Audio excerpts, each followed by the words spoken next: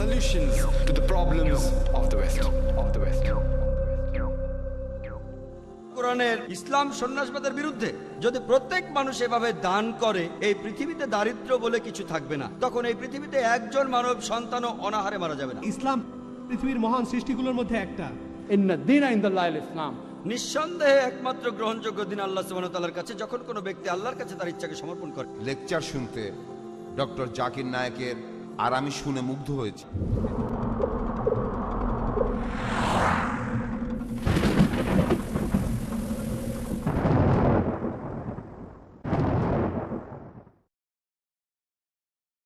হ্যাঁ ভাই, সত্যপাল মালানী, উল্লাসনগর। আমার ধারণা ডক্টর জাকির নায়েক শ্লোক নিয়ে খেলা করছেন।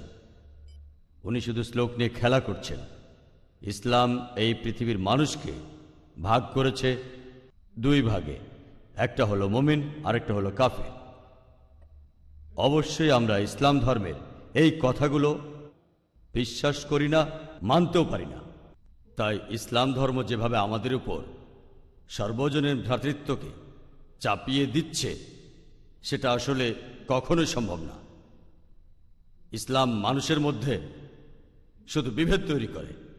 তাদের মধ্যেও আছে শিয়া, সুন্নি, এছাড়াও ইসলামে আরো 70টা গোত্র আছে। হ্যাঁ, আমি আমার প্রশ্ন করছি, সমস্যা ইসলাম এটা দিতে পারবে না। পৃথিবীতে একমাত্র হিন্দু ধর্মই আমাদের সর্বজনীন ভ্রাতৃত্ব উপহার দিতে পারবে। এক্কাম সত্তা বিপ্র বহুদা ভদান্তি, একটু আগে আপনি বললেন। ইসলাম এটা কোনোভাবেই মানে না। গরু হত্যা করছে, কাফির হত্যা করছে, তাদের সম্পত্তি কেড়ে নিচ্ছে, লুট, নারী নির্যাতন। ইসলামই বলে ভ্রাতৃত্ব, তাহলে কিভাবে আসবে? আপনার মুখে ভ্রাতৃত্বের কথা আসলে শুধু শ্লোক নিয়ে খেলা করা। আপনি আসলে হিন্দু ধর্ম বলতে গিয়ে ইসলাম ধর্ম বলে ফেলেছেন। ভাই, আপনি বেশ কিছু মন্তব্য করেছেন। আর ইসলাম বলে ইন্নাল্লাহা মা'আস সাবিরিন, নিশ্চয়ই আল্লাহ তাদের সঙ্গে আছেন যারা ধৈর্যশীল। ভ্রাতৃত্ব বজায় রাখতে গেলে আপনাকে ধৈর্যশীল হতে হবে। ধৈর্যশীল যদি আমরা না হই, তাহলে ভাইয়ের সাথে ভাইয়ের যুদ্ধ লেগে যাবে। ইসলাম বলছে সূরা আল বাকারার 153 নম্বর আয়াতে আছে, ইন্নাল্লাহা মা'আস সাবিরিন, নিশ্চয়ই আল্লাহ ধৈর্যশীলদের সঙ্গে আছেন। আর ভ্রাতৃত্ব বজায় রাখতে চাইলে ধৈর্যশীল হতে হবে। আর আমি এখানে উপস্থিত গুরুজনদের শ্রদ্ধা করি। তিনি হয়তো হিন্দু ধর্ম সম্পর্কে ভালো জানেন, তবে দুঃখিত যে আমি তার সঙ্গে একমত নই। ইসলাম সম্পর্কে তার জ্ঞান কিছুটা কম। আর ওনার সাথে আমি একমত যে ইসলাম ধর্মে মানুষকে দুই ভাগে ভাগ করা হয়। একটা হলো যারা বিশ্বাসী মুমিন, আরেক দল হলো কাফির, উনি যেভাবে বললেন।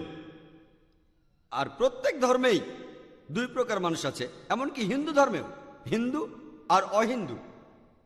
খ্রিস্টান ধর্মে খ্রিস্টান আর অখ্রিস্টান, ইহুদি ধর্মে ইহুদি আর নন ইহুদি, ইসলামে মুসলমান আর অমুসলমান। তাহলে ইসলাম আলাদা হলো কি করে? আর আমি এখানে হিন্দু ধর্মের সমালোচনা করব না, আমি সমালোচনা করব না। কিন্তু আজকের এই লেকচারে আমি হিন্দু ধর্ম নিয়ে কথা বলবো, কারণ আমি বিভিন্ন ধর্মের একজন ছাত্র হিসেবে আমি বেদ পড়েছি, আমি উপনিষদ পড়েছি। তবে এখানে ছোট্ট একটা মন্তব্য করি। হিন্দু ধর্মগ্রন্থ বেদে আছে যে এই মানুষ জাতি সৃষ্টি হয়েছে সর্বশক্তিমান ঈশ্বরের 4টে অংশ থেকে। তার মাথা থেকে এসেছে ব্রাহ্মণ, বুক থেকে এসেছে ক্ষত্রিয়, আর উরু থেকে বৈশ্যরা ব্যবসায়ী জাত, আর পা থেকে শূদ্ররা বর্ণপ্রথা। আমি এটা নিয়ে মন্তব্য করতে আসিনি, আমি এটা চাই না। আমি চাই না হিন্দু ভাইদের মনে আঘাত দিতে। ইসলাম ধর্ম এটার অনুমতি দেয় না। আমি এসব নিয়ে মন্তব্য করছি না, কোনো ধর্মের সমালোচনা করছি না, আমি কারো সমালোচনা করছি না। আমি কথা বলছি না যে কোনো ধর্ম ভুল।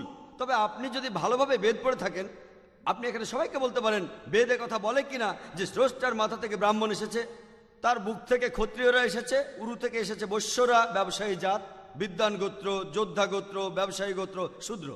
শূদ্ররা হলো সবচেয়ে নিম্নবর্ণ। আর ডক্টর আম্বেদকর এটা নিয়ে বই লিখেছেন। আমি সব খুলে বলছি না। হিন্দু ধর্ম আমি ভালোভাবে পড়েছি। আমি হিন্দু ধর্মের অনেক কিছু শ্রদ্ধা করি, বেশ কিছুর ব্যাপারে একমত নয়, এটা আমাকে আপনি বলতে বাধ্য করলেন। পবিত্র কোরআনে সূরা আনামের 108 নম্বর আয়াতে আছে, তাহাদিগকে গালি দিও না আল্লাহকে ছাড়িয়ে তাহারা যাহাদিগকে ডাকে, কেননা অজ্ঞানতাবশত তাহারা গালি দিবে আল্লাহ সুবহানাহু ওয়া তাআলাকে। এখানে আমি হিন্দু ধর্মের ভালো দিকগুলো নিয়ে বলেছি। কথাটা হলো তারা এক ঈশ্বরের ধারণায় বিশ্বাস করে। আপনার প্রশ্নের ব্যাপারে বলি যে আপনি বলেছেন মুসলিমরা তারা মানুষ খুন করে, এছাড়াও তারা হত্যা করে। আপনি বললেন গরু, ঠিক আপনি কথা বলেছেন। এই সবগুলো অভিযোগের উত্তর দেওয়া দরকার। সময় এখানে কম, কয়েকটার উত্তর দিচ্ছি। অন্য কেউ প্রশ্ন করেন, আপনাদের সবার ভুল ধারণাগুলো আমি ভেঙে দেব, আমারও ভালো লাগবে। আর ভুল ধারণাগুলো ভাঙিয়ে দিলেই তারা ইসলামকে ভালোভাবে বুঝতে পারবে। এজন্য আমার লেকচারে সবসময় একটা প্রশ্নোত্তর পর্ব থাকে। আর আমরাও বলি, যখন কেউ সমালোচনা করে আমারও ভালো লাগে। যত বেশি সমালোচনা হবে তত বেশি বোঝাতে পারবো, তত ভালো করে ইসলামকে বুঝতে পারবেন। আমিও সেটাই করি। ইসলামও বলে সত্যকে ছড়িয়ে দিতে।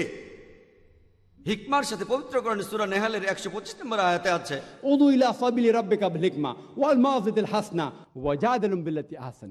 মানুষকে প্রতিপালকের পথে আহ্বান করো হিকমত আর সদুপদেশ দ্বারা, আর উহাদের সহিত তর্ক করিবে সবচেয়ে উত্তম পন্থায়। যখন বলা হয় আমরা আমিষ খেতে পারবো কিনা, গরু ছাগল কোরবানি দেয় ইত্যাদি, আর অনেক অমুসলিমই বলবে মুসলমান আপনারা সবাই নিষ্ঠুর মানুষ, প্রাণী হত্যা করেন।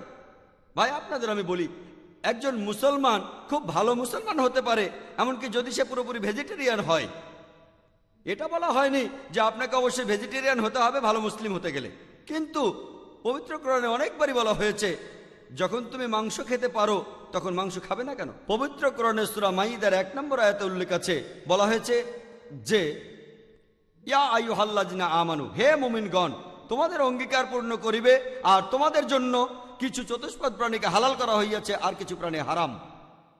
পবিত্র কোরআনে সূরা নাহলের 5 নম্বর আয়াতে উল্লেখ আছে যে আল্লাহ চতুষ্পদ জন্তু সৃষ্টি করিয়াছেন যাহাতে তোমরা শীত নিবারণ করিতে পারো, এবং উহাতে বহু উপকার রহিয়াছে, এবং উহা হইতে তোমরা আহার করিয়া থাকো। পবিত্র কোরআনে সূরা মুমিনুনের 21 নম্বর আয়াতে উল্লেখ আছে তোমরা চতুষ্পদের মাংস আহার করতে পারো। আমরা জানি যে আমিষে, এখানে অনেক ডাক্তার আছেন, আমিও একজন মেডিকেল ডাক্তার, এতে অনেক প্রোটিন আছে, প্রচুর আয়রন আছে, আর এগুলো খুবই সুস্বাদু। আর এইসব আমিষ জাতীয় খাবারে আপনি যে প্রোটিন পাবেন, এই পরিমাণ প্রোটিন আর কোথাও পাবেন না। আপনি পাবেন না। নিরামিষের মধ্যে সয়াবিনে আপনি সবচেয়ে বেশি প্রোটিন পাবেন, সেটাও আমিষের প্রোটিনের চেয়ে অনেক কম। আর এবার আমি গরু হত্যা নিয়ে কিছু কথা বলি। যদি হিন্দু ধর্মগ্রন্থগুলো পড়েন, আমি এখানে কোন ধর্মের সমালোচনা করছি না, ভাই একটা প্রশ্ন করেছেন তাই আমাকে সত্য কথাটা বলতে হবে। হিন্দু ধর্মে আমিষ খাওয়ার অনুমতি দেওয়া হয়েছে। হিন্দু ধর্মগ্রন্থে দেখবেন সাধু সন্তরা আমিষ জাতীয় খাদ্য খায়, এমনকি গরুর মাংস।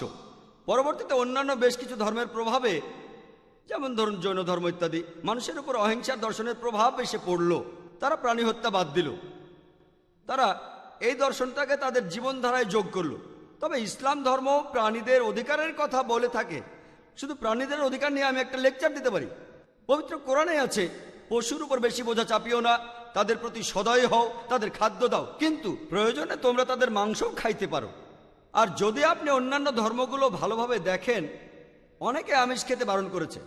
এই দর্শনের ভিত্তিটা হলো এই যে আপনি প্রাণী হত্যা করবেন না, কারণ তাদের জীবন আছে, সে কারণে আমিষ খাওয়াটা অন্যায়। আমি এর সাথে একমত। যদি কোনো মানুষ এই পৃথিবীতে মানুষ হত্যা না করে থাকে, সেখানে আমিই থাকবো সবার উপরে।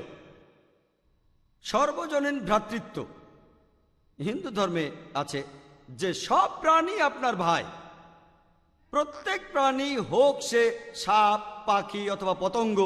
আমি আপনাদের একটা প্রশ্ন করছি যে কোন মানুষটা হাজার হাজার ভাইকে না মেরেও 5 মিনিটের জন্য বেঁচে থাকতে পারে?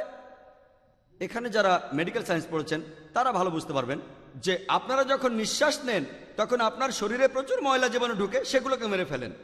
তার অর্থ এই ধর্মে বাঁচার জন্য আপনার ভাইদের আপনি মেরে ফেলছেন। ইসলামের সর্বজনীন ভ্রাতৃত্ব বলে মানুষ জাতির প্রত্যেকেই আপনার ভাই। বিশ্বাসের ভ্রাতৃত্বে প্রত্যেক মুসলমানই ভাই ভাই, প্রত্যেক প্রাণীই আমার ভাই নয়। তবে অন্য প্রাণীদের রক্ষা করতে হবে, তাদের ক্ষতি করবেন না, বিনা কারণে তাদের অত্যাচার করবেন না, তবে প্রয়োজন হলে সেগুলোর মাংস খেতে পারেন। ইসলামের সর্বজনীন ভ্রাতৃত্ব বলে মানুষ জাতির প্রত্যেকেই আপনার ভাই। বিশ্বাসের ভ্রাতৃত্বে প্রত্যেক মুসলমানই ভাই ভাই, প্রত্যেক প্রাণীই আমার ভাই নয়। তবে অন্য প্রাণীদের রক্ষা করতে হবে, তাদের ক্ষতি করবেন না, বিনা কারণে তাদের অত্যাচার করবেন না, তবে প্রয়োজন হলে সেগুলোর মাংস খেতে পারেন। তাই যে দর্শন বলে আমিষ খাবার খাওয়া অন্যায়, কারণ এখানে আপনি প্রাণী হত্যা করছেন, বিজ্ঞান প্রমাণ করেছে, এমনকি গাছপালারও জীবন আছে, আপনারা জানেন। তাই এ কথা এখানে খাটছে না যে প্রাণী হত্যা করা অন্যায়। তাই এখন তারা যুক্তিটা পাল্টে বলল যে আচ্ছা, গাছেরও জীবন আছে, তবে তারা ব্যথা অনুভব করে না, তাই গাছ হত্যার চেয়ে প্রাণী হত্যা অনেক বড় অপরাধ। আর আজকের দিনে বিজ্ঞান উন্নত হয়েছে, আমরা জানি গাছও ব্যথা অনুভব করে, এমনকি গাছও কাঁদতে পারে, গাছেরও ভালো লাগতে পারে। তাই গাছ ব্যথা অনুভব করে না, এটা টিকলো না। এখানে ব্যাপারটা হলো যে গাছের কান্না মানুষ শুনতে পায় না, কারণ মানুষ কানে যে শব্দ শোনে সেটা সীমা 20 সাইকেল পার সেকেন্ড থেকে 20,000 সাইকেল পার সেকেন্ড। এই সীমার মধ্যে কিছু হলে মানুষ সেটা শুনতে পায়, এই সীমার নিচে বা উপরে মানুষ কিছু শুনতে পায় না। যেমন ধরুন, কেউ যদি ডগ হুইসেল বাজায়, ডগ হুইসেল চেনেন, যেটাকে বলে সাইলেন্ট ডগ হুইসেল। যখন কেউ এই হুইসেল বাজায়, এটা সীমা হচ্ছে 20,000 সাইকেল পার সেকেন্ডের উপরে, 40,000 সাইকেল পার সেকেন্ডের নিচে। কুকুর 40,000 সাইকেল পার সেকেন্ড পর্যন্ত শুনতে পায়। তাই কেউ যদি হুইসেল বাজায়, কুকুর হুইসেলটা শুনতে পারে কিন্তু মানুষ শুনতে পায় না, এটাকে বলা হয় সাইলেন্ট ডগ হুইসেল।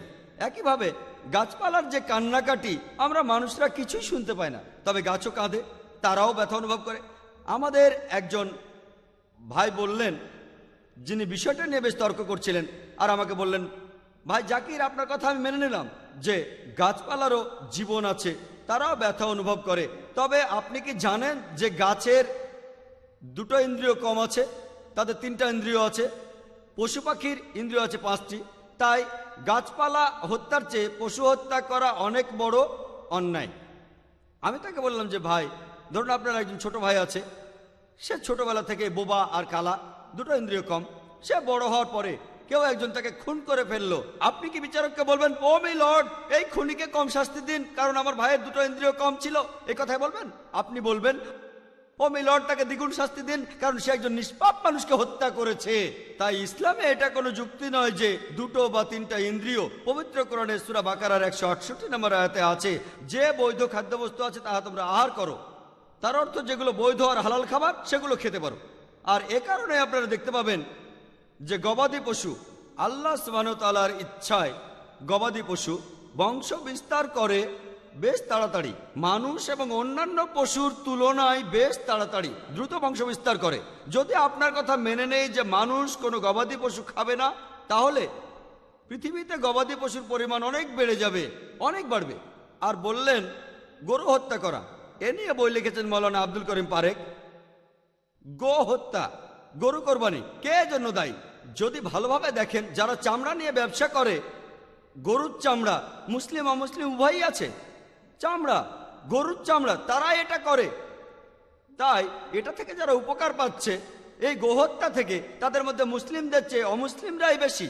তাই যদি ইতিহাস ভালোভাবে জানেন আর যুক্তিও ভালোভাবে বোঝেন, আমরা জানি আল্লাহ বলেছেন যে বৈধ খাদ্যবস্তু আছে তাহা তোমরা আহার করো, যদি এটা খান এতে কোনো সমস্যা নেই। এছাড়াও যদি ভালোভাবে দেখেন, তৃণভোজী প্রাণীর দাঁতগুলো যদি দেখেন, গরু, ছাগল, ভেড়া, তারা শুধু শাকসবজি খায়, তাদের দাঁতগুলো সব সমান।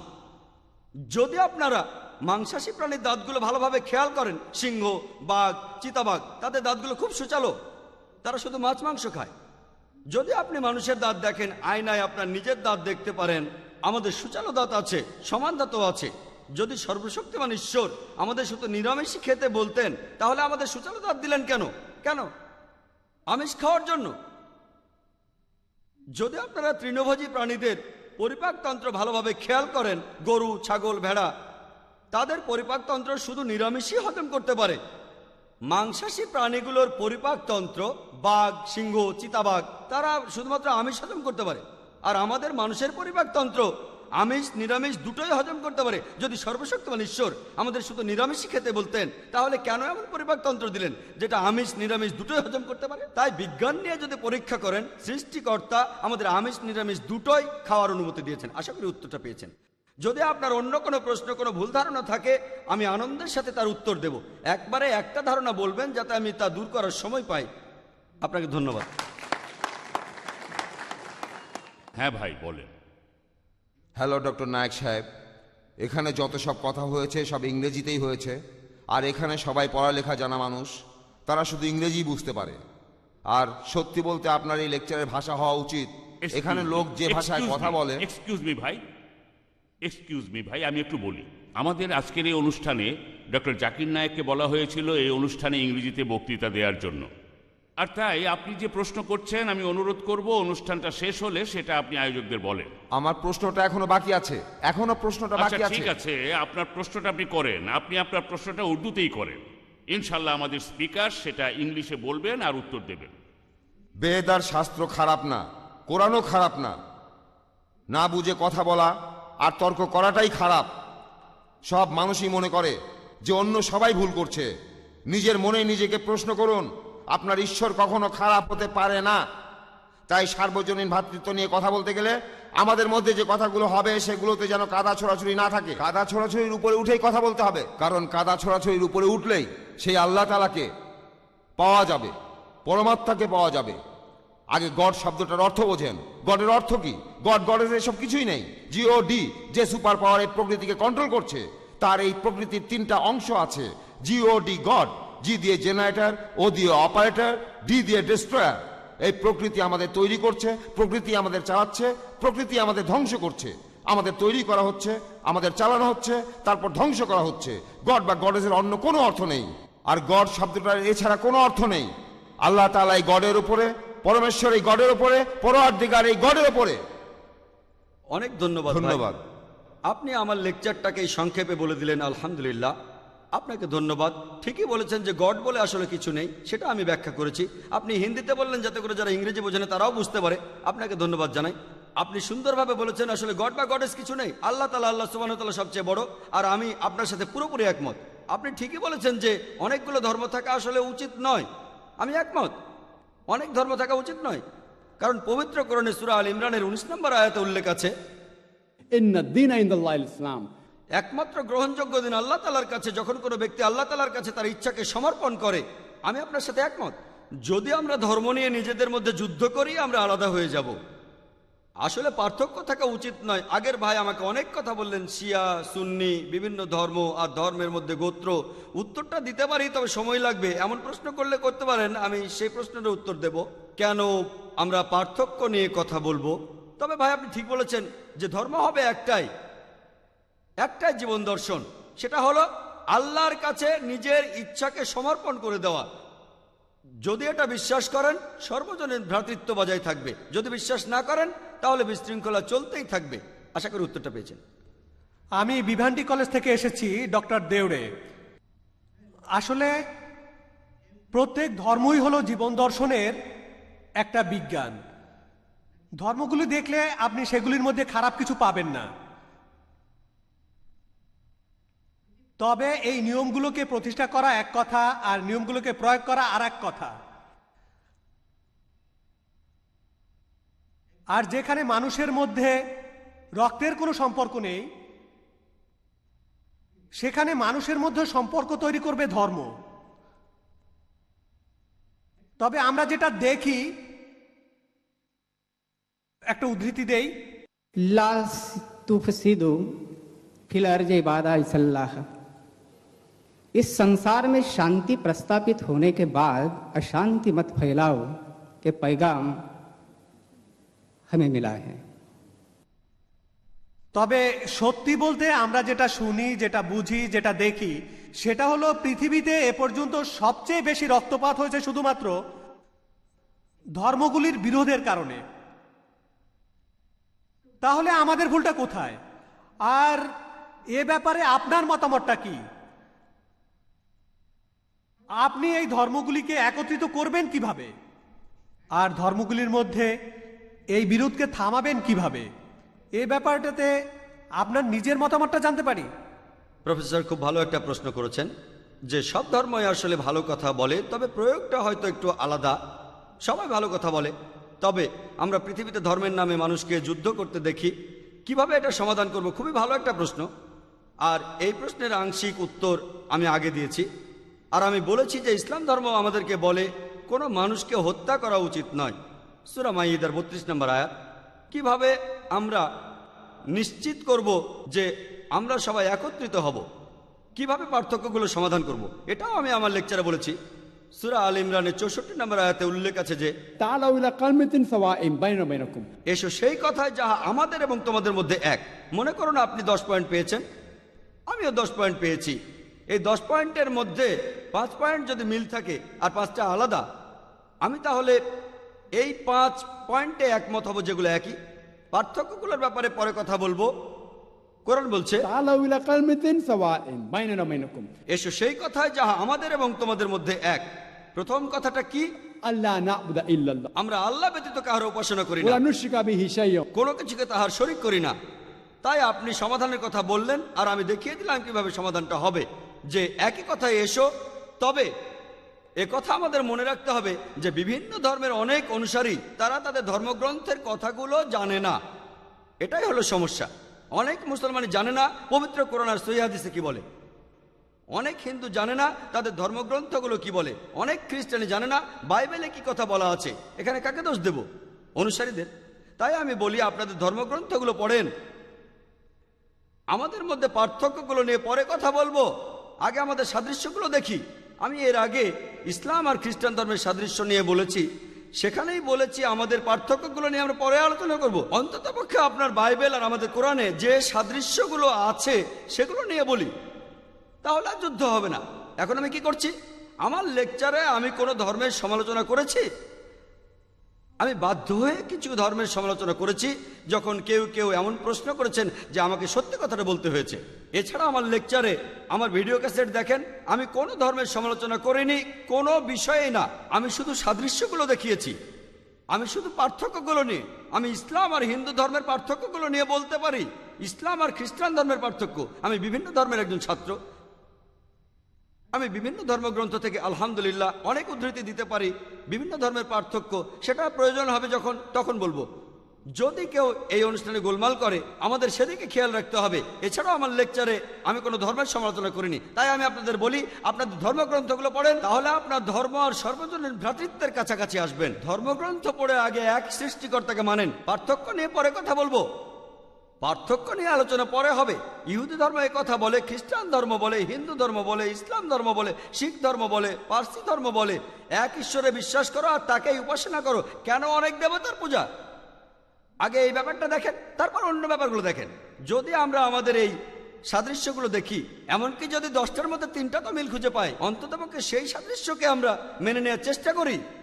অন্য ব্যাপারে একমত হই বা না হই সেটা নিয়ে পরে কথা বলবো। তাহলে আমরা যদি আগে সাদৃশ্যগুলো দেখি, আমাদের মিলগুলো দেখি, বিশ্বাস করেন বেশিরভাগ সমস্যাই আর থাকবে না। বিশ্বাস করেন। আর আমি সেই কাজ করছি। আমি পৃথিবীর বিভিন্ন দেশে যাই, আর সেখানে অনেক অমুসলিমের সাথে দেখা হয়, আর তাদের অনেকেই তাদের ধর্ম সম্পর্কে খুব বেশি সচেতন নয়, আমাদের ধর্ম সম্পর্কেও না। অনেকেই আমাকে প্রশ্ন করে, তারাও ধর্মগ্রন্থ সম্পর্কে তেমন কিছু জানে না।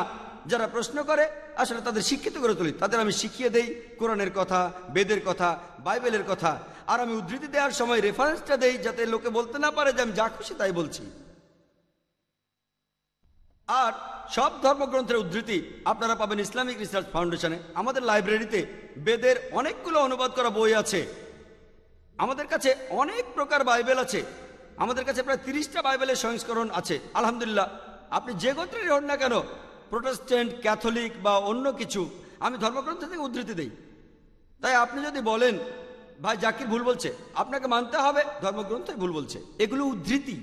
আর আমার লেকচারে উদ্ধৃতিই বেশি থাকে, বিভিন্ন ধর্মগ্রন্থ থেকে উদ্ধৃতি। যদি ধর্মগ্রন্থগুলো না মানেন সেটা আপনার ব্যাপার, যদি একমত না হন সেটা সম্পূর্ণ আপনার ব্যাপার। তবে কোরআন বলছে ধর্মে আংশিক বলে কিছু নেই, সত্য কথাগুলো মিথ্যার চেয়ে আলাদা। আমি হিন্দু ধর্মের সত্য কথাগুলো বলেছি। যদি আপনি মানতে চান তাহলে মেনে নেন, না মানলে কোনো দরকার নেই।